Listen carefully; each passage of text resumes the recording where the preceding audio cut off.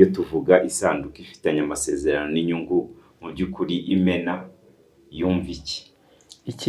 yumve uburyo bw'ibanga bwo kongera umutungo. yego Urumva icyo uri gukora nuko optimizing other people's money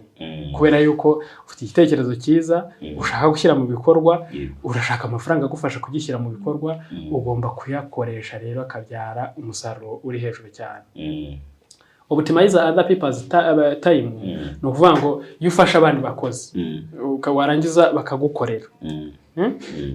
ubu urimo ufata umwanya wabo uba wawuguze buriya ari amasaha bagomba kukwitaba, amasaha bagomba kuboneka ku kazi no gukora ibintu byawe bategetse kugira ngo bibyare umusaruro wifuza.